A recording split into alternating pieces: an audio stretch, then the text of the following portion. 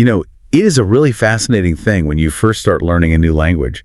At the very beginning, you treat it a lot like math or engineering. Oh, absolutely. Yeah. It feels exactly like you are just solving an equation. Right. You memorize the vocabulary, you stack the grammar rules together like little building blocks, and you just expect that if you follow the formula perfectly, you're going to have a successful conversation. Yeah, you feel like if you just plug the right words into the right slots, you've done your job. Subject plus verb plus object equals communication. Exactly. It feels very binary, very clinical. But then you actually step out into the real world. You go to a coffee shop or you attend a party with native speakers, and suddenly that beautiful, perfect textbook formula just shatters. It shatters into a million pieces. It really does, because people are using half sentences, they're softening their words, they're changing their tone. The landscape of real, everyday conversation isn't a neat math problem at all. No, not even a little bit. It is incredibly fluid, sometimes a little messy, and honestly, it can be really overwhelming for a learner. It is the absolute definition of jumping into the deep end without a life vest. I mean, textbook language gets the facts across, sure, but it completely misses the music of human connection. Right, the music of it. Yeah, the real magic of language isn't just exchanging data. It is about, reading the room, adjusting your vibe, and making the person across from you feel comfortable. And that is exactly why we are here today.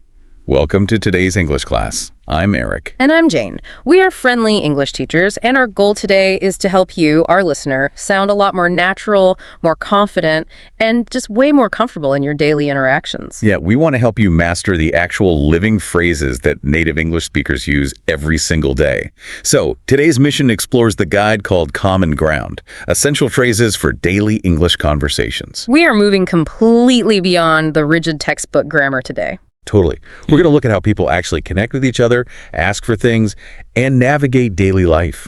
Because mastering these everyday phrases is what eventually makes the language feel like second nature to you. It really is the bridge. It bridges that terrifying gap between knowing the vocabulary on paper and actually participating in a fast-paced chat without, feeling that sudden wave of panic. Yes, the panic is real. Oh, it's so real. But that transition is crucial.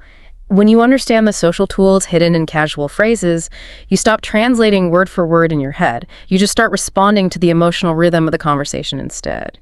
So let's jump right into the life cycle of a conversation.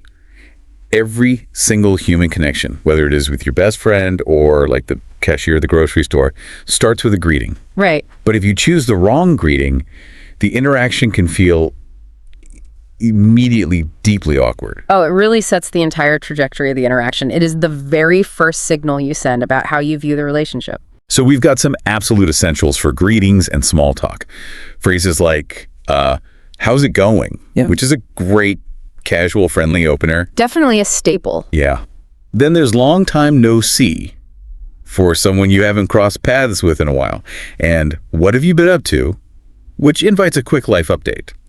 But the crucial part of all of this, the thing you really have to remember, is matching your tone to the situation. Yes, tone is everything. Right.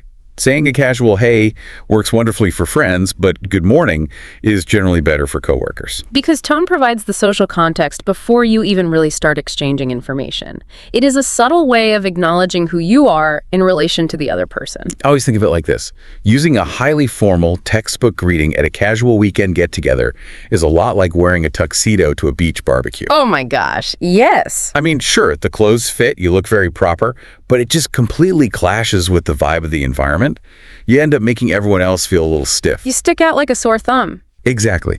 But honestly, as a learner, how do you actually gauge that? Like, how do you figure out when to use that casual hey versus stepping it up to a formal good morning? Well, that brings us to the concept of reading the room. It is all about assessing the social distance between you and the other person. Okay, social distance. Right. If you are in an environment where the hierarchy or professional boundaries matter, like walking into an office on a Monday morning, that formal good morning acknowledges respect. It tells your colleagues that you recognize the professional setting. Makes sense. But if you are at that beach barbecue, the goal isn't respect. The goal is intimacy and relaxation.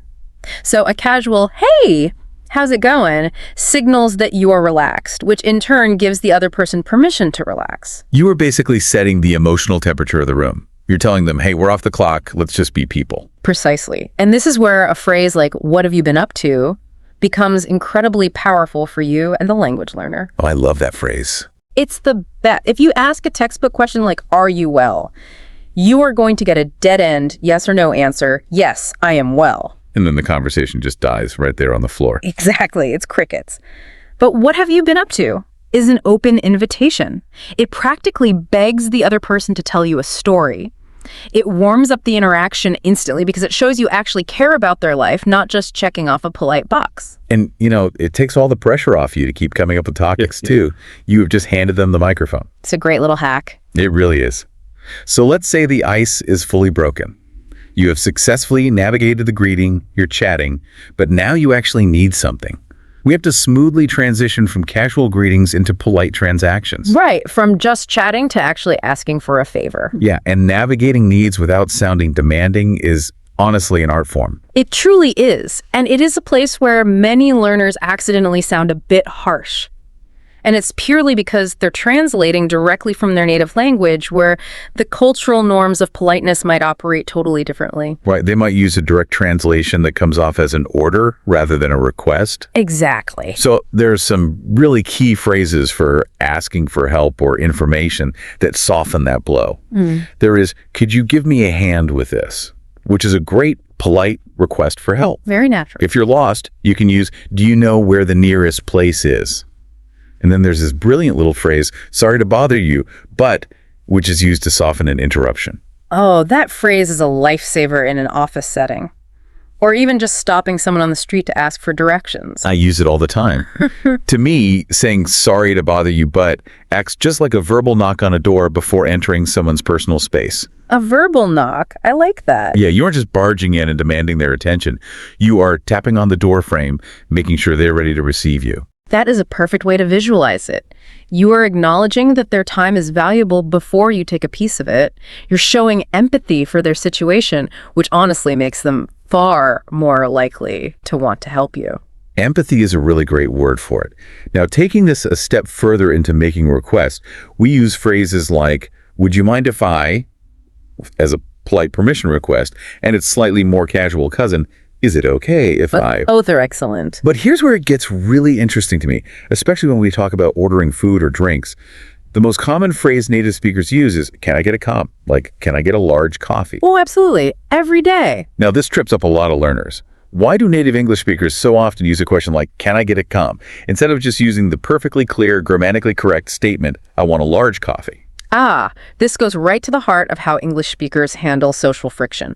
What we are doing here is softening the language to build cooperation. Okay, it's softening. Yeah, if you walk up to a barista and say, I want a coffee, you are stating a demand. It establishes a very rigid transactional hierarchy where you are commanding them to serve you. I mean, it's entirely factual, but socially it feels very cold. It feels arrogant, like a king talking to a peasant. I want a coffee. Fetch it for me. You nailed it. It completely strips away the human element. But when you use phrases like, would you mind if I, or can I get a, you are performing a bit of social magic. Social magic, I love that. You are framing a demand as a polite request or even a favor. Can I get a implies that you are working together with the barista to achieve this mutual goal of getting coffee. And team effort for caffeine. Exactly. It makes you sound considerate and collaborative rather than demanding. And human psychology dictates that when people feel respected and treated as equals, they are far more willing to be helpful and kind in return. So, by phrasing your order as a question, you were basically saying, I recognize we're two equals sharing this space, and I'd love your help in acquiring a pastry. You are preserving the social harmony while still getting exactly what you need. Spot on. You are getting the coffee either way, but one method leaves both you and the barista feeling good about the interaction. Okay, so you've gotten your coffee, you were sitting down with your friend or colleague, and the conversation naturally deepens. Yeah. You move past the small talk, past the polite requests, and you start sharing actual thoughts. The fun part. Right. This brings us to the dance of ideas. Expressing your views and, more importantly, disagreeing with someone without ruining that friendly atmosphere you just worked so hard to build. Oh, this is where conversations can feel like walking through a minefield for a language learner. It is terrifying. Oh, for sure. You want to participate, you want to share your mind, but you definitely do not want to accidentally start an argument because you used the wrong word. A lot of learners will just smile and nod to avoid the risk entirely. Which is such a shame because you lose out on genuine connection. Yeah. But there are tools for this. For expressing opinions, starting with, if you ask me, introduces your view without sounding blunt. Yeah, it's a great little cushion. Or, I'm not really sure, but I think, which hedges an uncertain opinion. And if you like what the other person is saying, you can say, that makes sense to me, which is a really thoughtful way of agreeing. It validates their thought process, not just their final conclusion. It tells them you are actually listening to how they arrived at their idea. Now, for agreeing and disagreeing, if you're totally on board, a phrase like, I couldn't agree more, works perfectly. But if you aren't on board, the polite disagreement is usually something like, I see your point, but... Such a classic phrase. I love this. To me, I see your point, but is like a linguistic shock absorber on a car. A shock absorber. Yeah. If you are driving a conversation and you hit a bump at disagreement, that phrase absorbs the impact. It helps you roll over the bump smoothly without derailing the whole car and sending everyone into a ditch. I couldn't have said it better. It tells the other person, I heard you, I understand your logic, and your thought has value, which completely disarms their defenses before you introduce a contrary idea. They don't feel attacked, so they stay open to your perspective. But I need to stop you there and push back on one of the classic phrases we hear all the time. Let's agree to disagree. Ah, yes. I have always wondered about this one. Is saying, let's agree to disagree, actually a bit rude. Sometimes it feels like a passive-aggressive way of just shutting the other person down because you were annoyed. Is it genuinely a conversation lifesaver? That is a brilliant distinction to make, and it is all about delivery. If you say it with a roll of the eyes, a heavy sigh, and you cross your arms, yes, it comes across as entirely dismissive. Right, like whatever. Exactly. You are basically saying you're impossible to talk to. But fundamentally, if used correctly, let's agree to disagree, is a highly mature, amicable exit strategy. Okay, how so? Imagine a debate that is just going in circles. Neither of you is going to change your mind. The tension is rising. By deploying this phrase gently, you're explicitly saying, our relationship is more important than winning this argument. Oh, wow. Yeah, it is a pressure release valve. It acknowledges the impasse without creating a winner or a loser, which allows you both to save face and move on. Okay, that makes sense. It is like calling a truce. Right. You are prioritizing the friendship over the need to be right. You're acknowledging that two smart people can look at the same thing and draw totally different conclusions. That is the core of it. And if we connect this to the bigger picture, there is something I really want to highlight about that other phrase we mentioned earlier. I'm not really sure, but I think. Oh yeah, the hedging phrase. Right. A lot of learners feel that using phrases like this makes their English sound weak or unsure. They want to speak with absolute authority to prove they know the language. Because they want to sound competent. Exactly, but hedging an opinion with, I'm not really sure, but, isn't a sign of weak language skills. It is actually a highly sophisticated, deliberate social tool. By introducing a tiny bit of doubt into your own statement, you leave the door open for the other person to share their view without making them feel defensive. It invites collaboration rather than a debate. Wow, so sounding a little unsure is almost a tactical move. It makes you approachable. Yeah. Like if I say, this is the best movie ever made, you might feel the need to argue with me. I probably would. But if I say, I'm not really sure, but I think this might be my favorite movie, you are invited to just share your own favorite. It creates a safe space for dialogue. It tells the listener, I am open to being convinced, and that naturally makes people want to talk to you more. Okay, so we've had this deep, wonderful, collaborative conversation. But eventually, even the absolute best discussions hit a lull. People run out of things to say, or it simply becomes time to go. Yes. This brings us to the final stage, the glue and the graceful exit. Managing the flow when things slow down and knowing how to leave on a high note. The dreaded awkward silence, every language learner's worst nightmare. Oh my gosh. You are sitting there, the topic has dried up, and you are frantically searching your brain for new vocabulary while the silence just stretches on. It feels like an eternity. Thankfully, there are established phrases for handling these small talk gaps. You can use, so what's new with you, to restart a lagging conversation. Or anyway, to smoothly change the subject. And speaking of which, to connect to a related topic, These phrases are the connective tissue of a conversation. They prevent those jarring, abrupt topic changes that make conversations feel, disjointed. They really are. And there are a couple of vital habits you need to develop to sound natural during these moments. The first is using contractions, saying I'm, don't, or it's. The second is adding filler words sparingly, words like, well, actually, or, to sound more conversational. Filler words are so important. I actually want to talk about these filler words for a second. I compare filler words to salt in a recipe. If you add just a tiny pinch, it brings out all the flavor and makes the dish taste authentic. Right. But if you get nervous and dump the whole shaker in saying, actually, well, in every sentence you completely ruin the dish. Right. It becomes impossible to digest. That is a fantastic analogy. Too much salt makes it unpalatable. Too many fillers distract the listener from your actual message. They end up just counting how many times you say like. Exactly. But zero salt leaves it tasting bland and robotic. And speaking of sounding robotic, let's look at contractions. It is funny because if we are talking about sounding natural, we have to talk about how we actually speak. Yeah. Why is it that using full forms, like standing there at a party and saying, I do not want to go instead of I don't want to go, sounds so incredibly stiff? Why does it feel so unnatural to use the quote-unquote proper grammar? Well, it all comes down to the rhythm and momentum of spoken English. Written English is designed to be clear and precise on a page, so we spell everything out. But spoken English is driven by breath, pacing, and flow. Ah, right, flow. Contractions naturally link words together, creating a smooth, rolling conversational rhythm. When you deliberately separate them, I do not, you are literally halting that momentum. You are putting a stop sign in the middle of a flowing sentence. Wow, yeah. It sounds stiff because it requires rigid, unnatural pauses that usually signal extreme formality or even anger. Think about a parent scolding a child. Do not do that. Using don't or it's shows that you are relaxed enough to let the words flow together naturally.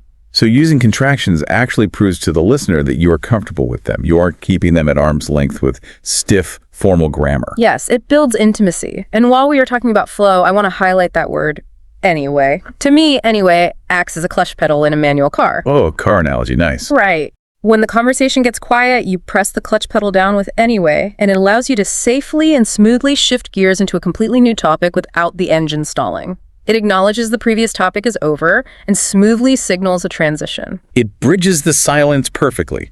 Like, anyway, I should probably let you get back to your coffee. Which brings us right to ending a conversation, knowing how to wrap things up gracefully. Very important. It was great catching up. It's a really warm closing. I should get going, but let's talk soon. Is a beautifully polite exit. And just a simple, casual take care works as a great farewell. The exit is just as important, if not more important, than the greeting. Really? More important? I think so. A warm exit, like saying, it was great catching up, is crucial because it isn't just about ending the current conversation. It is about securing the social bond for the next time you meet. It leaves a lingering positive impression. Oh, that makes total sense. Yeah, it reassures the person that the conversation is ending purely because of time or logistics, not because you didn't enjoy their company. It is the bow on top of the package. It seals the deal and leaves them looking forward to the next chat. So what does this all mean for you listening right now? Let's take a quick look back at the journey we just took together. We covered a lot.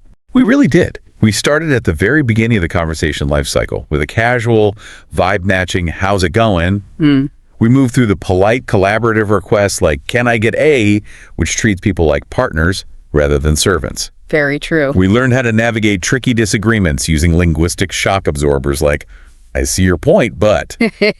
We smoothed out the awkward silences with a well-timed, anyway. And finally, we learned how to secure our social bonds with a warm, graceful, take care. It's quite a journey. And what is really fascinating here is that none of this relies on advanced vocabulary or incredibly complex grammar structures. It relies entirely on emotional intelligence and choosing the phrases that foster connection. That is the beauty of it. And our encouragement to you as teachers is this: don't try to memorize this entire list and use it all tomorrow. Well, please don't. That will just bring back that textbook panic we talked about at the beginning.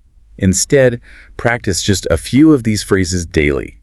The next time you're chatting with a neighbor, try throwing in a, what have you been up to? The next time you order coffee, challenge yourself to use, can I get a, instead of I want. If you practice them one at a time, They truly will become second nature. They will stop being words you're translating in your head, and they'll just become reflexes. You will just feel the right thing to say. Now, before we go, we want to leave you with a final thought to mull over, something to really explore on your own. I love fun homework. Exactly. The next time you're having a conversation in your native language with your friends or family, I want you to pay close attention to the mechanics of it. Notice how you naturally soften your own requests. Oh, this is a great exercise. Pay attention to the filler words you use to transition between topics, or the subtle ways you disagree without causing offense. You might be incredibly surprised to find that the exact same social patterns, the exact same dances of politeness and connection exist in your own language.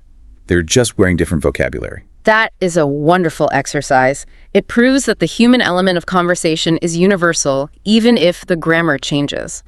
The desire to connect, to be polite, to save face, that is everywhere. It really is all about connection. Well, thank you so much for attending today's class. We are so proud of the work you are doing to learn this beautiful, messy, living language. So until next time, remember that language isn't a neat, clean math equation. It is fluid, it's musical, and it's all about finding common ground. Take care. Keep practicing, and let's talk soon.